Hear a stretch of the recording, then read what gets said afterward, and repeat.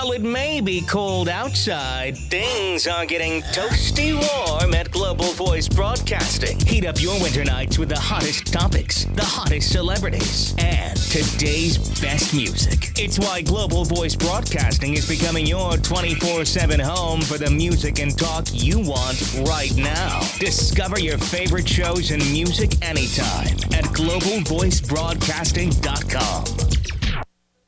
I highly recommend Ms. Hicks. Her books, her CDs are encouraging. I bought her book, A Hill to Climb. She's a very inspirational speaker. And I look forward to one day being able to work with her. Your power lies within you. Let it loose. Aspiration, inspiration, motivation, edification, determination. These are the keys of life success brought to you by none other than award-winning author, motivational lecturer, business consultant, and much more as she gets you aimed to your purpose. And now, ladies and gentlemen, young and elder, from Hollywood to the entire world, here is your host of Aim to Purpose, the radio show, Louise Hicks, along with her co-host, yours truly, Kenan Wesley Mason.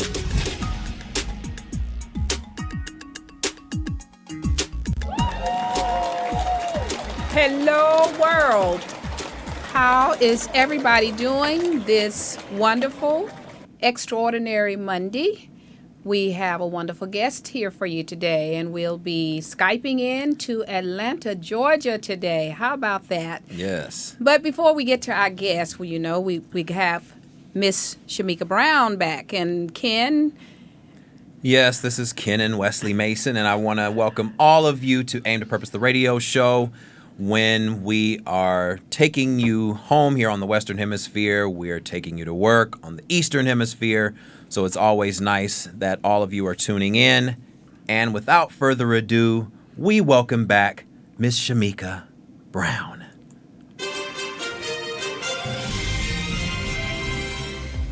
Hello, everyone. How y'all doing? I missed you guys. Well, this is your entertainment and community news for Monday, January 26th. And as usual, we start with the box office numbers from the previous weekend. Coming in for domestic at number one is American Sniper, $89.2 million.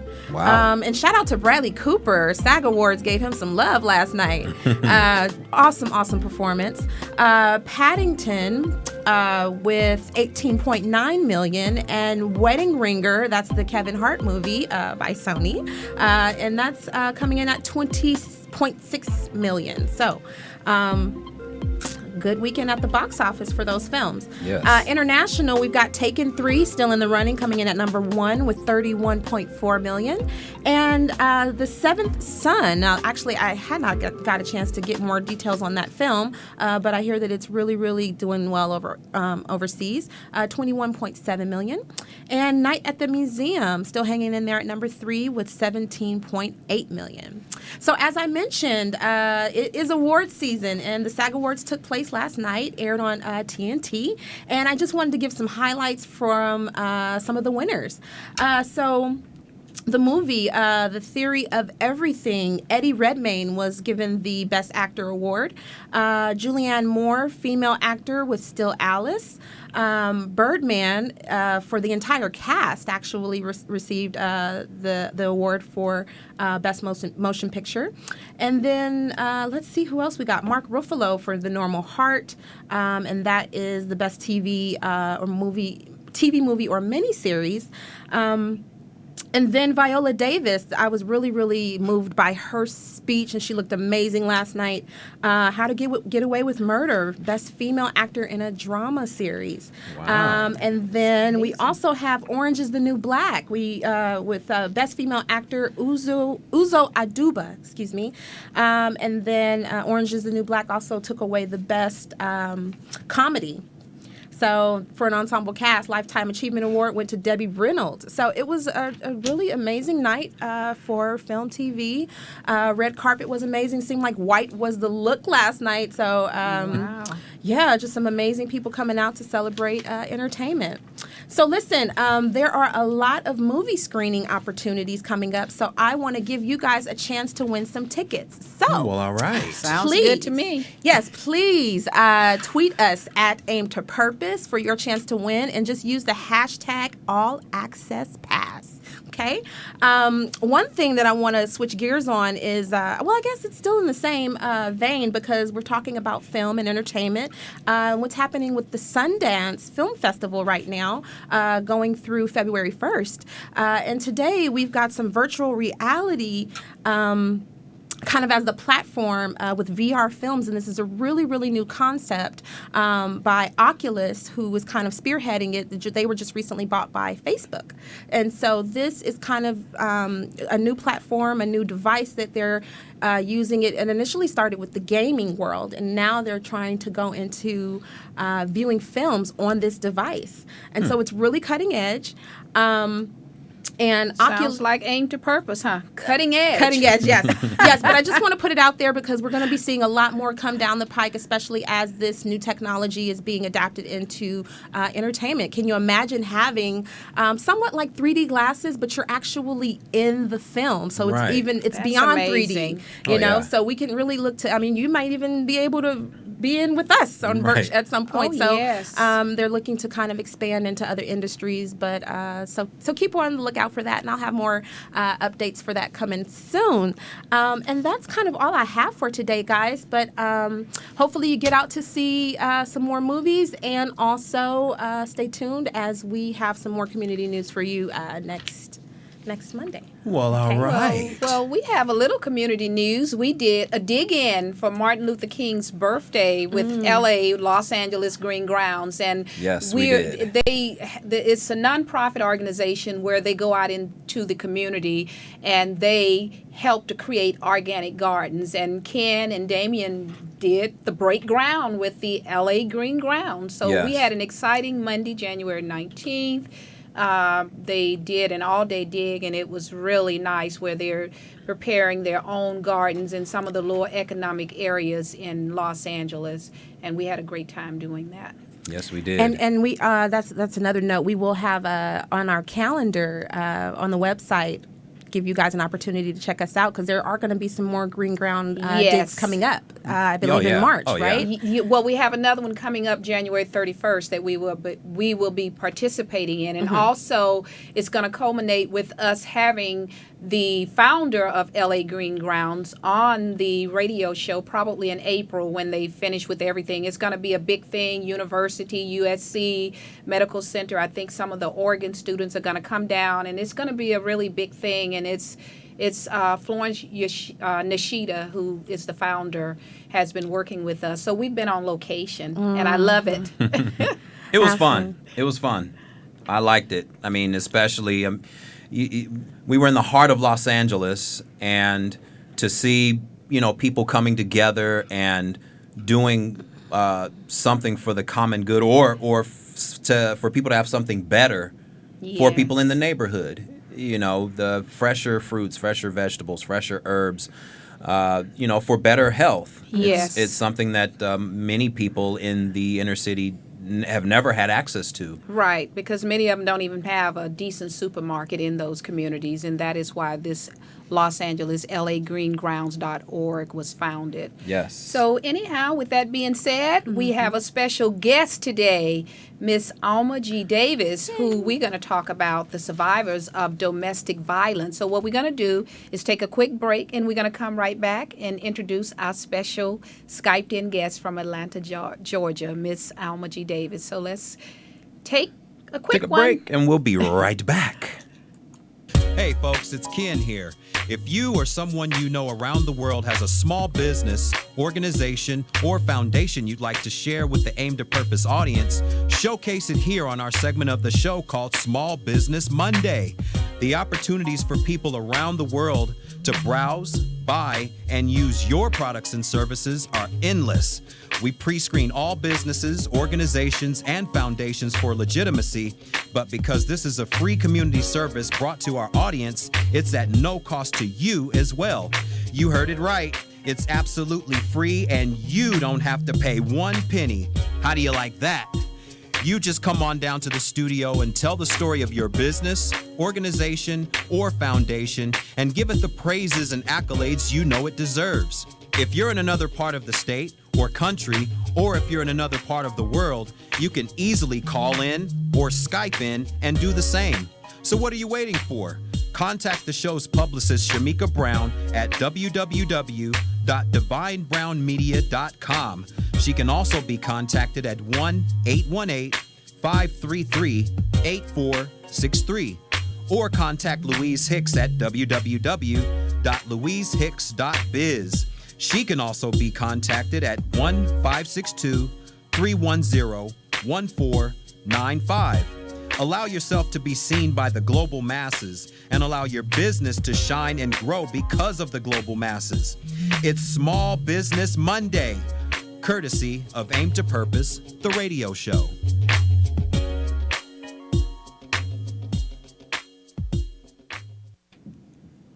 Hello, world. We're back.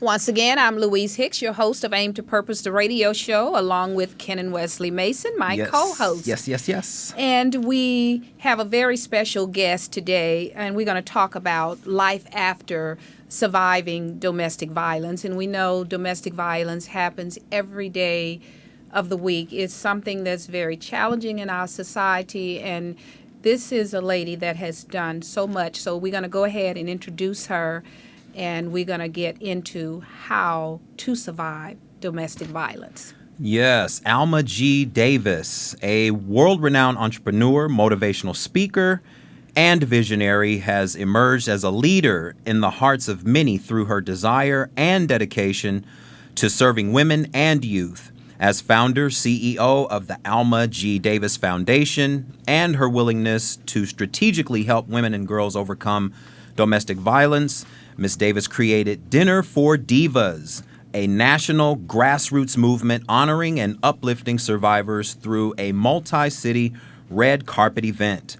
Most recently, Ms. Davis's work and expertise was acknowledged through a special invitation to the White House, where she met with the senior advisor to Vice President Joe Biden and the White House advisor on violence against women to discuss continued strategies to combat domestic violence.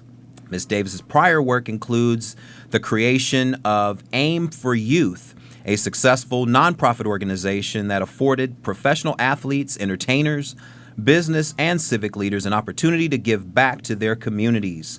Created in 2005, Aim for Youth served over 45,000 children in communities all across the country, to include partnerships with several professional athletic teams and major corporations and organizations such as Nike, UPS, Xerox, Best Buy, Walmart, Chick-fil-A, the list goes on and on and on.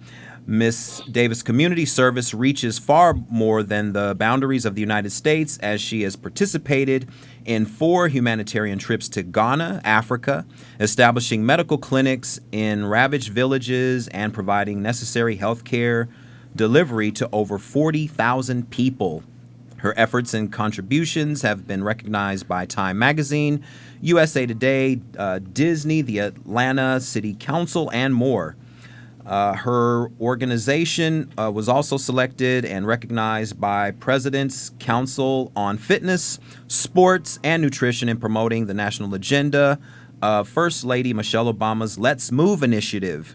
In addition, Ms. Davis has received numerous awards for her commitment to the community, including the distinguished Spelman College Delta Sigma Theta Frederica Chase Dobb Community Award.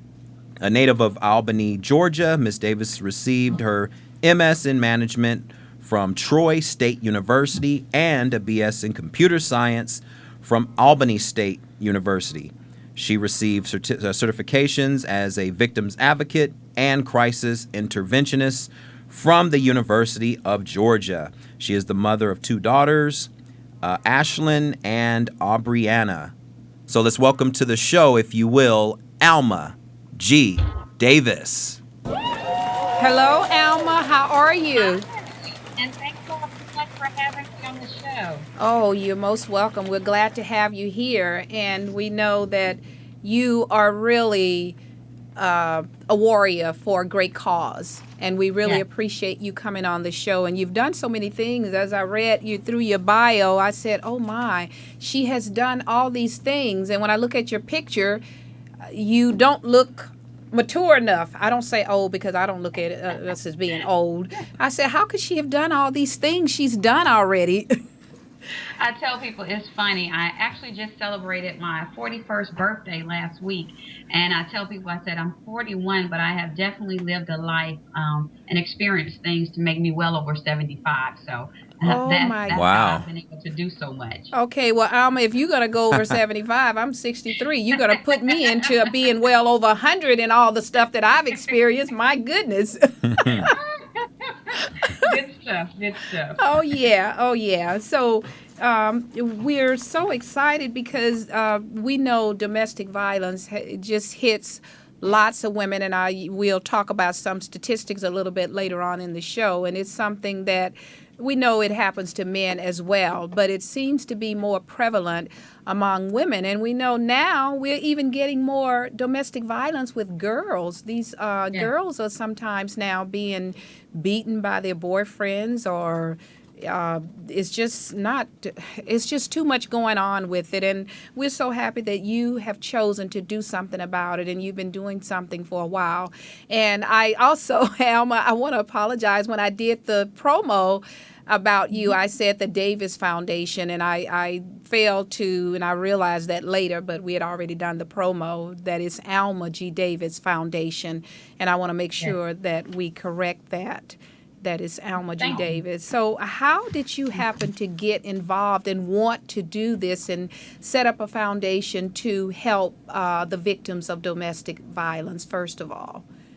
It's interesting because you just touched upon, so much violence is going on with young girls. And actually, I am personally a survivor of domestic violence. I grew up in a household where I saw it all the time. So by the time I was 14 years old, I had my first set of black eyes from another 14-year-old. So here I was witnessing this at home and thinking that was my norm. That was the normality of how you deal with issues, how you deal with problems. I was dating a 14-year-old who he saw it every day at his home between his parents. So here we are emulating what we saw. So at 14, not only am I going home to have to fight at home, but I'm spending every day fighting a boyfriend, same age as me. So having gone through that, and then by the age of 16, going through another traumatic experience of being raped, by the time I became of essence of a woman, around 21, 22, I started to realize, wait a minute, all the things I've been seeing, that's not norm. That is not the normal. That's not normal functioning. That's not normal how you deal with confrontation relationships. And so I had my first child, my daughter, and I said, wait a minute. I don't want my children growing up in the same cycle as I did. So what could someone have done or said to me that could have changed my perception about myself, about my situation, and that would have made me make different choices? And then so I started venturing out to help women and girls get through it because I had already been there. And that's amazing that you have articulated all of these various things that happened to you, particularly at 14. Here you are being a domestic violence victim, and then 16, you are a rape victim. We could have two shows, really. We could have you back to talk about the victims of rape, and we probably will at some point in the future. We'd like to have you back because we'd like to do a show about rape victims and how they how they survive, what they've gone through. But let's define what domestic violence is. We know we had a show last October. I believe that's Domestic Violence Month, and we talked about it. So let's define it. Define domestic violence. What does it actually consist of? Most people, when you look at the generic definition of domestic violence, most people discuss it as they think of violence between partners. Whether it's male and female or now same-sex partnerships, the violence that goes on between them, whether it's physical, mental, all of that. But I like to take people a little step further, and I would like people to understand that domestic violence just doesn't stop there. Violence is violence. Violence begets violence. Oh yeah. And what you will learn in a lot of studies is that most of the violence that takes place, it comes from domestic violence. I use the scenario of, a lot of people now are talking about the child sex trafficking, even prostitution. Have you ever known a pimp to say, oh baby, you didn't get my money today. It's okay. We'll try again tomorrow. Right, No. right. Part of that is violence comes with that. That's right. So what people have to understand is that when we talk about violence going on in the country, in the world, a lot of it takes place statistically from the household, from being witnesses of domestic violence, from children growing up seeing this, and that's how they're learning to cope, by begotten violence. Yes, so true what you're saying. The So patterns true. the patterns follow the patterns. It's like you have the like you said, the boyfriend at 14. This is what he saw. He saw a pattern of domestic violence and brought that pattern to you. Yes. And therefore I saw a pattern and I thought that was the norm. That was your norm. Right. You know, on one hand you're watching the Cosby shows and saying, wow, that's not my reality. That's not what's going on in my household. Right. And you said you were having the violence in your household, right? Yes. And then you went out and this boy at 14, you guys are the same age, so you felt, do you feel it was a self-esteem stuff because of what was going on in your home, that you thought that it's okay for him to give you these black eyes, and you didn't, how did you feel when he was doing this and giving you these black eyes? What did that make you feel like? It's really interesting because what normally happens, and again, when you're groomed and you've grown up to see that, and you're being taught as a female or as a man or as a male, that is acceptable.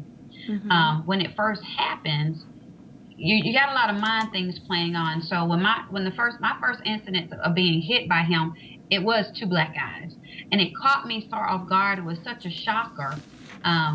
But what quickly happens once you hit that plateau of, wow, that this just happened to me, then it goes into apologetic mode. Oh, yeah. Where, he's sorry. He didn't mean to do that. It slipped.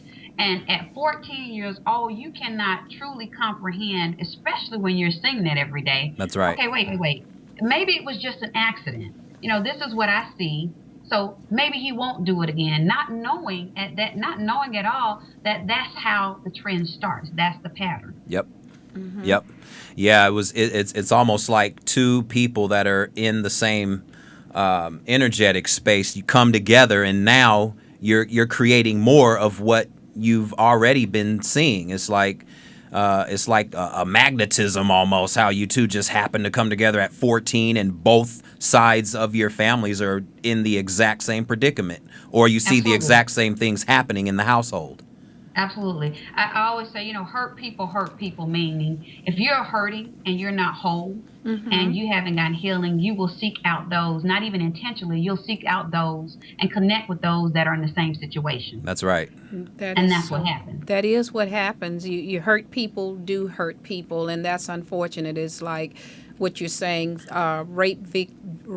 people that go out and rape people, and these people are so hurt and they go into a shell, but it keeps repeating itself, because a lot of time they continue to do this stuff. Even when some are let out of prison, they go back and do the same thing over and over, and you just wonder what comes over people when they keep all of this violence going, and it's amazing. So give us some statistics on, I know it's pretty prevalent, more women, it appears, get become victims, I should say, of domestic violence more than men. So what are the statistics with women, since this is your foundation, Alma G. Davis Foundation? You are more involved with women and girls. What are the statistics with women and the abuse? 85% of the victims are women of domestic violence. And that's not to say that we don't seek out and we don't help the 15% of males, because, we do come in contact a lot with males. But because when you have 85% of the victims are women, and again, you got to remember, this is only reported. Right. So many of the 95% of domestic violence cases are never reported. That's right. Right. So when you look at that number, we look at, wait a minute, you got all of these women, and then women again are the foundations in our homes, in our communities. Meaning, as a mother, what I do and what I show my children, whether it's male or female, sets the standards. So in order for us to save and heal our communities, we decided we have to reach back into our women, into our girls, because our girls are having children, younger and younger. Right. So statistically wise, here you have every 9 seconds in the U.S. So we've been on the phone with on this interview 15 minutes. Can you imagine every 9 seconds a woman is being beaten or assaulted? Yes. I was just going to repeat. I was just going to say that, but you went ahead and said it. And as the show goes by, the statistic will keep going and going and going. It's an ongoing problem or challenge. That which is why you having your Alma G Davis Foundation is great, because you give the women that may be afraid to go and tell the authorities. You and your foundation can be that outlet to where they can kind of let their feelings and emotions loose, as opposed to going to authorities where they may not do anything. Absolutely. And sometimes they don't. And like you said, a lot of this domestic violence, it does go unreported.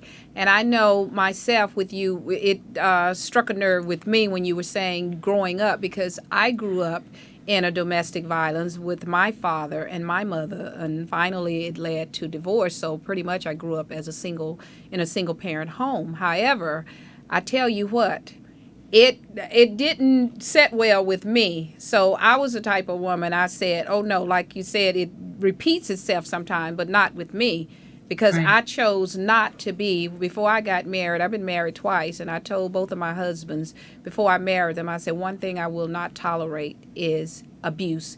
I said, don't ever put your hands on me, because if you do, that's a divorce. And I meant that. Yeah. So as women, we have to empower ourselves. And I'm so glad to see you have this foundation, because that's what you're doing. But I made it a commitment to myself, and we need to help women and empower women and girls. And I also told my daughter, I have one daughter and 2 sons, and I always shared with her to do the same thing, to empower yourself. Don't let any man, boy, whatever, put his hands on you. And I told her, if he does while you're a minor, he's going to answer to me. Because I'm not going to allow it. We look at statistics, I use this example. Like every time I go into a women's bathroom, I look around, because 1 out of 3 women, every 3 women I see, I say, wow, one of them has been beaten. That's statistics. Mm-hmm. And again, that's what's reported. Mm-hmm. So if we really looked at the unreported, and I would be vowed to say we're looking at 1 out of 2 women. Yeah. You're probably right. Are being abused. I was at an event just yesterday. I was at a luncheon with a brunch with some high-powered women, and we were just happened to be talking about, a lot of the TV shows, the violence that's going on in TV shows with women, the Ray Rice situation. And so no one really knew what I did, and I just started to listen to them, and I made a couple of comments, and everybody there was like, well, this would never happen to our group. And as soon as the group began to disperse, I noticed one lady, she came and sat by me, and she kept talking to me. Finally, she leaned over and whispered, and she said, I would never tell them this, even though some of them are my close friends, but both of my husbands have abused me. Mm-hmm. And I just appreciate you being verbal enough to say, hey, I've been through this, I've gone through this. So, we can't look around and judge, especially when I, as an expert in this field, know that out of a room of 15 women, 5 of them have been abused. Oh, yes, absolutely. And sometimes more than that, because I know it, but we have to like you said, we have to embrace each other and we have to share our stories with each other. And this is what gives us the strength to realize it. But like I said, I realized mine when I saw my mother being abused by my father. And I said early on as a child, I'm not going to allow a man to beat on me or abuse me. And I committed to that, and that's one of the reasons I divorced the first one and I divorced the second one. Not that he ever put his hands on me, but he was verbally, and to me, verbal abuse can be almost as bad as hitting somebody. If you get too crazy with the verbal abuse, that can be just as bad. So I think neither one should be tolerated. The verbal, well, like she said, violence is violence, no matter what it is, and abuse is abuse, no matter what it is. Yes, absolutely. And you know, I've always said, because I've been on both ends of the spectrum, that the verbal abuse is worse than physical. The scars go away. Oh, yes. The scars go away. But what you have put into somebody's mind is more powerful and long-lasting, whether it's positive or negative, than the bruises that you put on me. That's right. So that's why, with our foundation, we're trying to change that concept. If I can show you how beautiful you are on the outside, then I can pour into you mentally and get you to another place where you understand your value and your worth, and you don't have to be in that situation. And that's a great thing that you're doing. And I saw some of the ladies on your website where they were talking about the things that you were doing and how grateful they were and how they felt empowered. And that's a beautiful thing when you see these women who we don't know exactly what kind of relationships they were in or how detrimental the abuse may have been, because it could have been really, really horrendous. And just to see them, it was just really nice. And we had a video clip we wanted to share with a little bit of it, how you were talking to these women. Do we have that clip, Ken? I don't think we have any clips today. Okay. Because we were supposed to have a clip. So when we take the break, we'll check and see if we have it, Alma, where you were talking to the ladies, and it was really, I mean, they were talking and you were talking as well. But so with your foundation, then share with us what exactly are you doing to help these ladies, and how do you find these ladies to come into your program? How do you find them? Do they call you? Is there some type of hotline? And what do you do to get them involved and in helping them to empower themselves and understand that they don't have to stay in an abusive relationship or marriage, whatever the case may be? Our whole mission is to educate, empower, and celebrate survivors of domestic violence, and that can include, any kind of violent crime act against women and girls. And 6 years ago, I came up with the concept of dinner for divas, and that initially was just, hey, what could someone have done to me to change my perception of myself? And I said, clear as day, I said, dress up 150 ladies and girls, make it like an Oscar, something that they've never had. Because when you've been beaten down like that, I don't care how pretty you are on the outside, you don't see that in yourself. You don't know that. You don't see that. And so taking my mindset of when I was going through all of the violent issues, I said, if someone could just have shown me how beautiful I was, things might have been a little different. So we take these a minimum of 150 women and girls, and we reach out to shelters all across the state of Georgia. So right now we work with 26 different shelters, and we bring them in for 2 days. For 1 day, we provide free self-defense training, etiquette classes, all of that good stuff. And then the next day, they come in and they get full formal wardrobe that they get to pick out. So it's like they're shopping. They get shoes, they get dresses. They go they try on all these different dresses, jewelry. We have about a team of 100 makeup artists and hairstylists that are there. Everybody gets full makeup, full hair, but they don't have a clue of what they're getting ready for. So they come back at the end of the night, and when the doors open and they walk the red carpet, that's when they find out that all the celebrities, everybody's there to honor them, that they're the special guest for the evening. Wow. And you will be amazed at once they see how they look and how beautiful that they are, then they're so open to hear more and say, wait a minute, no one's ever showed me my beauty. what's next.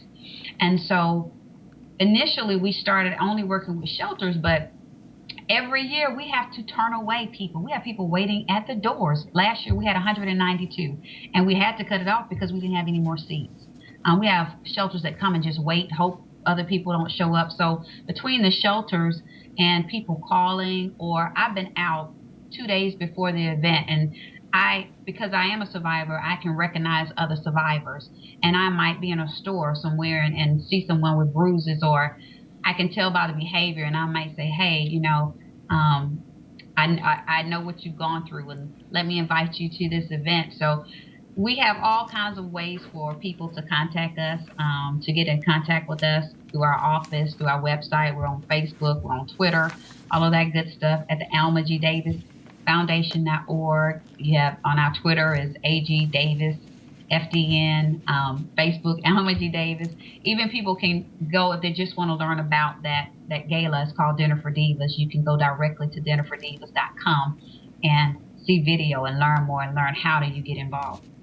Yeah, I love that Dinner for Divas because it makes them feel special and just feel empowered, because I heard some of them speaking on the video. And I like what you're doing when you call it Educate, Empower, and Celebrate Survivors of Domestic Violence, because we know a lot of some victims don't survive. They are murdered.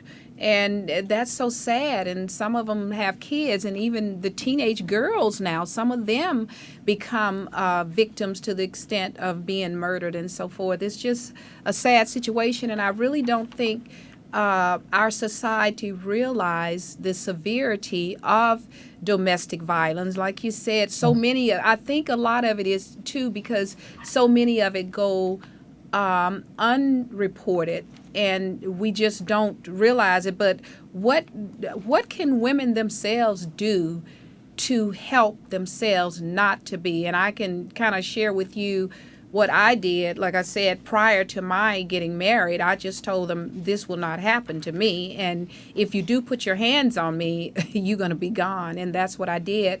So I really was never beaten by the first husband. He kind of pushed me a little bit, and that was enough. I wasn't going to take it any of that.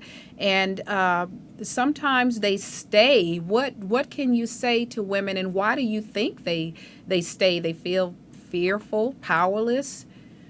Do you know the underlying cause of women staying in domestic violence situations is financial?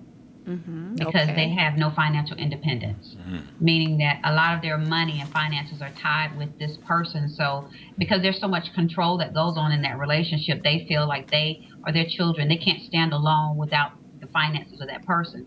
So one of the things that we do through the foundation to counteract that is we teach financial independence. We have partnerships with like CNN analysts that we go into the shelters and teach, how do you become financially independent? How do you set aside, save money? If you're in that situation, how do you put together an escape plan? What do you need? So to answer your questions, most of the reason why people are there are because they're financially tied. And fear and control. That a lot of times you're threatened to get murdered. You're threatened that he's going to find you. But there are resources out there. Our office is a resource. You have the National Domestic Violence Hotline. That's a resource. There are shelters out there. If you call our office or the number, we can help you find a shelter in your area to help you get away. If it's not your time, let us help you get some counseling or help you get an escape plan that's safe for you. So there are a lot of things that can be done, but the first thing that has to happen is that the victim herself has to realize that she is a victim and that she has to get out of this situation, that she has to survive, not only for herself, but for her children. Right, so and she has to remove the fear aspect of it. I think the emotional part of it keeps the woman there. Sometimes they'll have, I still have a lease with him and I can't go anywhere. My finances are tight, like you said. So it is money and fear, like you said. I agree 100%. It's so true. And I'm glad you brought that out because it is the primary thing is finances. A lot of women do stay. The fear is there also, but it's many times it is due to finances. And I'm so happy to hear you say your foundation, you're going out helping these women to become financially secure, because that wasn't my situation. And probably that's one of the reasons that I never really was going to bind myself to any domestic violence situation. I said, hey, he got to go, kick him out, whatever, or somebody has to go because I'm not going to stay in it. But I was always financially secure. And that is the key to not becoming a victim. Women, listen and take this all in, because that is the key to it. You must become financially secure. And you must go to workshops. And that's one of the issues we have too, Alma, and you can address this as well. It's difficult to get women out, particularly women, black women. And our show is about real talk, as you can see. We talk about real issues and we bring out real issues. And it's so difficult to get a lot of times black women out to get this training and understanding, particularly some that don't work and some that even do work and they might not be making the money that they need in order to survive on. And so how do you get the community roused up enough to get these people out to workshops and to understand that you have to improve yourself. You have to have the skills necessary in order to enable you not to become a victim, or if you become one, like I was going to become one, but I chose not to. Yes. Sadly enough, a lot of times we, to address what you said, we will not get help until it happens to us, until we deal or see someone that's close to us that it has happened to or that is going through that. So for us, it is a consistent it's a consistent thing for us to continue going out into the public, addressing churches, addressing women that we meet, going into the colleges, talking to high school kids, talking to adults. We are trying to position ourselves that we are the go-to experts on domestic violence and helping our women, helping our girls. I can't talk enough about our children and what they're being exposed to, especially in the households. I don't know. Here's a statistic that might surprise you. Studies show that almost 10 million children are witnessing domestic violence annually. Again, that's reported. 10 million that is kids. Surprising. 10 million annually? 10 million children. Wow. Yes.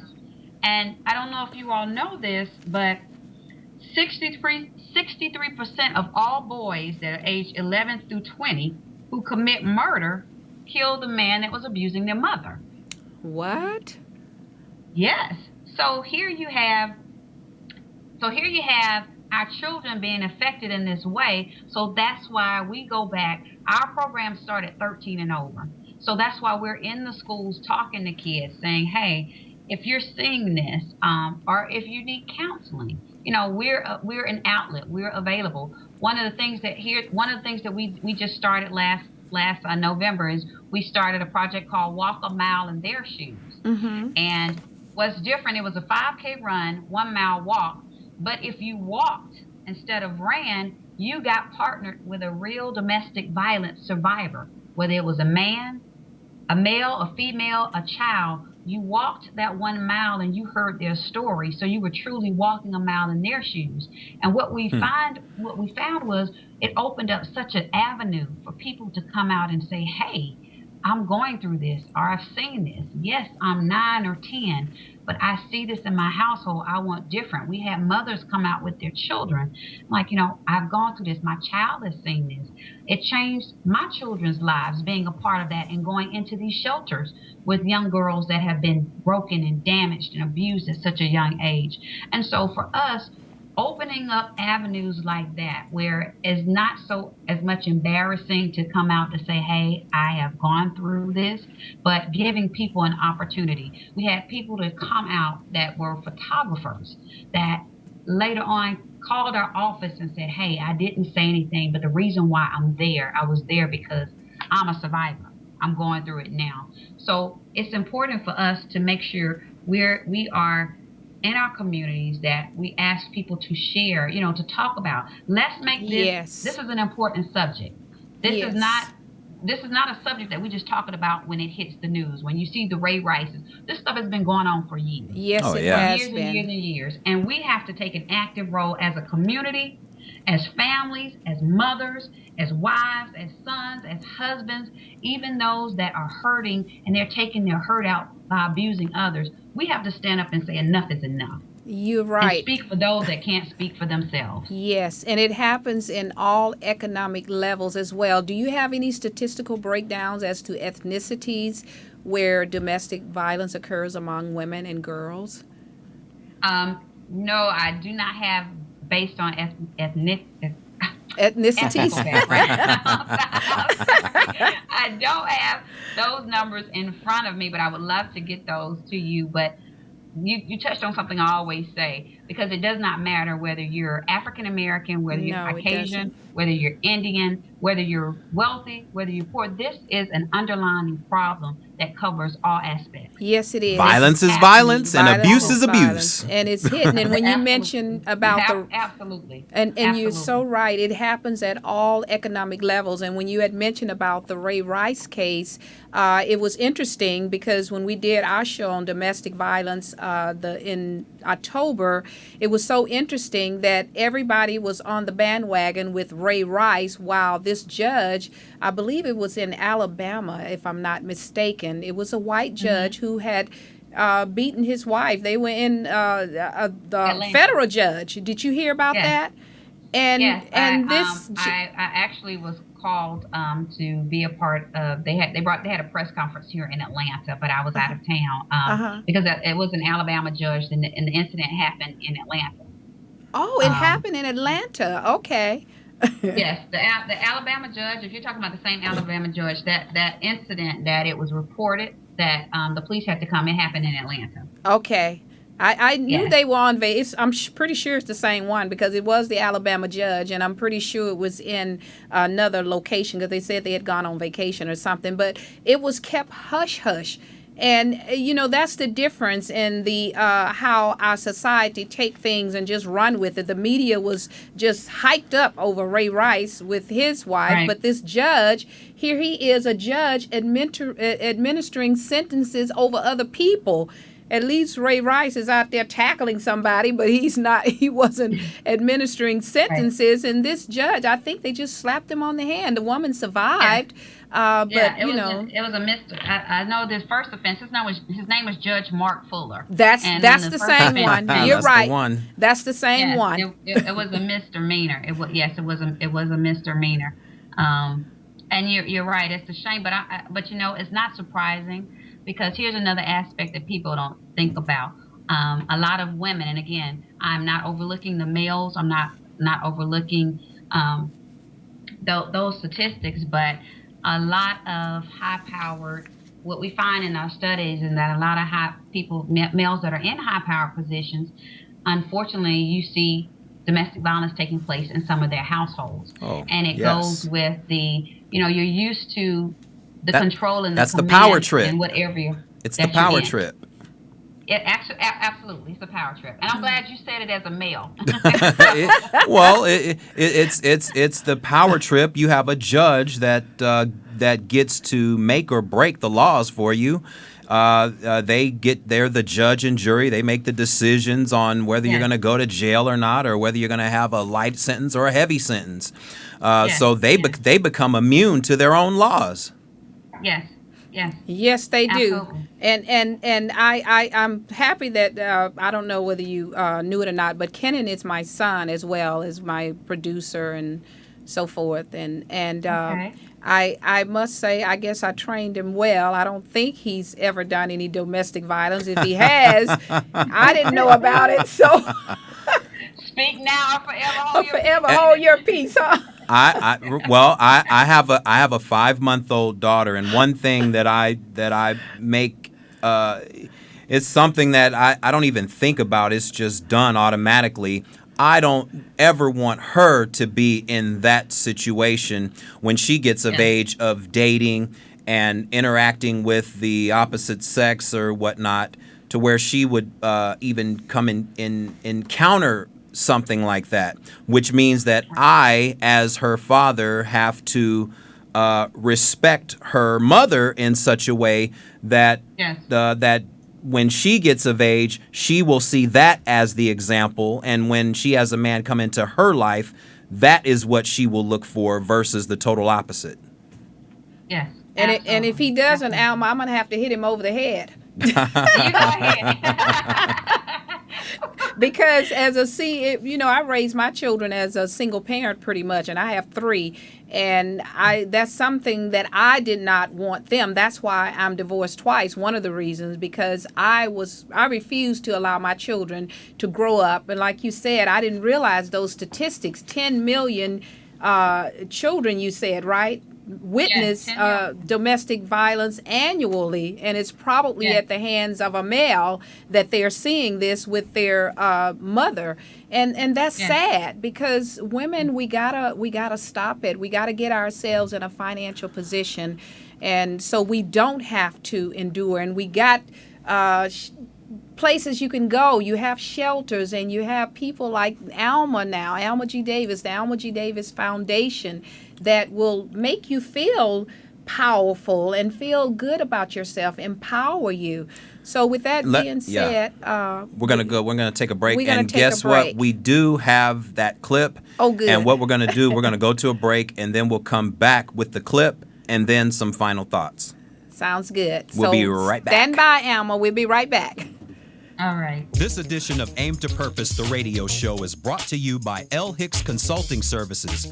When you want the best in business coaching, life coaching, or perhaps your organization, business, or company is in need of a dynamic speaker for an upcoming workshop or seminar, contact Louise Hicks for L. Hicks Consulting Services at 1-562-310-1495. From anywhere around the world, that's 1-562-310-1495. For more information about Louise Hicks and her consulting services, visit her website at www.louisehicks.biz. Again, that's www.louisehicks.biz. Or call 1-562-310-1495. L. Hicks Consulting Services, where professionalism is top priority.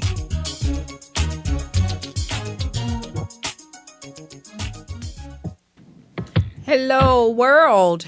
As you know, we are worldwide. We are coming to you live from Global Voice Broadcasting Network here in Hollywood, California. And we are Skyping in with Alma G. Davis today, who is a survivor herself of domestic violence. And she started this foundation, Alma G. Davis Foundation, where she is assisting survivors of domestic violence to empower and educate them and make them feel good about themselves and have self-worth. And now we have a clip that we want to share with you a little bit about her foundation. So let's show that. And Alma, we're going to come back and we'll get some final thoughts from you. Thank you.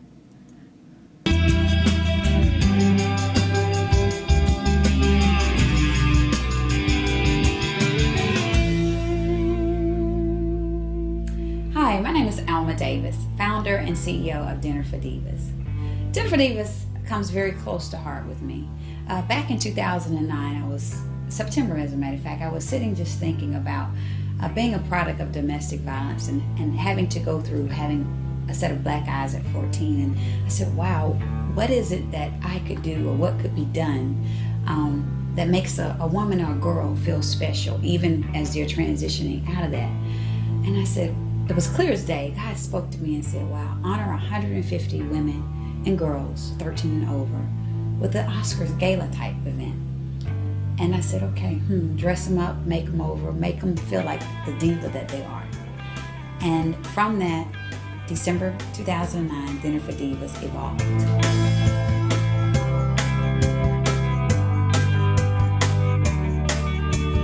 Okay, what happens on that day? On that day, we have the ladies come in. They get formal dress attire. And they go through, they pick out their dress, they pick out their shoes, any accessories that they need to match. Then they go over and they get their hair done and they get their makeup done. So by the time they go through that transformation, they're looking like a true diva. But they still don't know what they're getting prepared for. So when they come back that evening, they walk the red carpet, and as they walk the red carpet and the doors open, voila, that's when they learn that all the celebrities, all the people that are there to honor them, that they are the special guests, that they are the Oscar recipients, if you want to put it like that. This year was phenomenal. It was a mind-blowing event. We had Palmer Williams hosted. He plays Floyd off of House of Pain.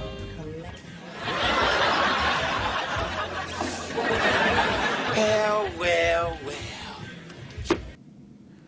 Okay, we gave you a little bit of excitement of what Alma G. Davis Foundation and Miss Alma G. Davis is doing. I like that clip. And that was awesome, Alma. And for anyone that wants to continue to see it, it's about, I guess, a 7 or 8 minute clip. And, of course, we don't have time to show the entire clip. You can always go to Alma's website, and she'll give you that. So we are about out of time. It's amazing how fast the time goes when you are really, we have so much good conversation going on here at Aim to Purpose, the radio show. But, Alma, why don't you tell us, I know you have some upcoming event here. So tell us a little bit about your upcoming event and give us some final thoughts. And we also want you to give out your website. Okay. June the 11th and 12th, we are having what we're calling our Diva Empowerment Conference for Survivors here in Atlanta, Georgia. And it's not only for survivors, but it's also for corporations to come in. And we so often want to hear and help. Well, this is a way that corporations, the community, can actually be under one roof with survivors. And they can hear from survivors head on, as well as we're giving training to corporations on how do you deal with domestic violence at the job, how do you deal with absentees, being sensitive to those types of issues, as well as our survivors learning training like financial independence, self-defense, getting job preparedness. So that's a big conference that we are doing here in Atlanta for survivors. We follow on that Saturday with our 6th annual Dinner for Divas Gala here in Atlanta. So that's the way also that people can be a part with, is donating formal attire, dresses, or shoes, making donations to that, or even coming out and being a part of that event. That is another way that the community can come and support other people. And in September, we will be doing our 2nd annual I'll Walk a Mile in Their Shoes, where we're inviting people out from all over the country to come and run in a 5K, or either come out and walk with survivors and hear their story and help to raise funds for the shelters that we partner with, for all the projects that we do with so many different shelters and women and girls all across the country. So we invite people to be a part. Please check out our videos, our websites. You can go to almagdavisfoundation.org. That's almagdavisfoundation.org. You can check us out on our Facebook page under the Alma G. Davis FDN, which stands for Foundation. Also on Twitter. You can follow us on Twitter at Alma G. Davis FDN, as well as my personal Twitter page, where I'm always giving out positive and things to think about under AG Davis ATL. As well as you can see that video clip and learn more just about Dinner for Divas at dinnerfordivas.com. Our office number here in Atlanta is 678-957-9464. We are here. We're here to help. We are here to help people that are hurting, people find solutions, as well as those that know others that are in that situation and they want to get out. We are a resource. So I encourage people to reach out to us and be a part of what we're doing. And what you're doing is great. And you also would have the hotline number, right? If they call you, you can give them information. And that's a national hotline number, too, by the way. Yeah. And so Alma has given us some really good insight and shared her own personal story. And you don't find that all the time, where someone shares their own personal story about how they were a victim of domestic violence. And the beauty of it all is she is beautiful. She doesn't have any black eyes right now.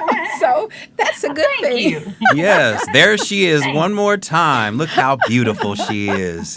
Yes. So that's a great thing. And we thank you. Any final thought before we wrap it up, Alma? And we're going to have to get out. I just want to speak to all the women that are listening, the children that are listening, that are hurting. and they don't know any other way, or even they're even thinking about giving up on life. And I encourage you and I say to you, don't. There's so much beauty within you, and there are so many people out here that want you to be successful, that want you to see your beauty, that believe in you. I believe in you.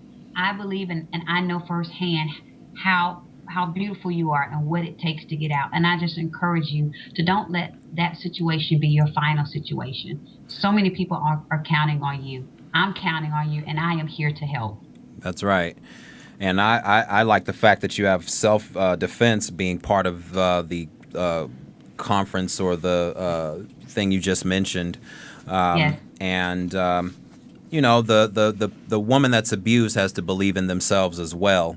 Absolutely. Everyone in the world can believe in that person, but if the woman herself doesn't believe in herself, then all else is null and void. So with that being said, we want to thank you, Alma G. Davis, for being our special guest on Aim to Purpose, the radio show. And with that being said, we have to get out. And just to say, I was saying I was going to hit my son over the head, and he might charge me for domestic violence, huh? And then maybe I better go to some judge that has done it, and maybe they won't give me such a high sentence, huh? I just thought I'd throw a little humor in it. But anyhow, Alma, you gave some great thoughts, and we really appreciate it. And women, just take heed to what Alma has said, and girls, and don't become a victim, become a survivor. And with that being said, always remember, your power lies within you, so let it loose. And we'll see you next time. Next week. Yes.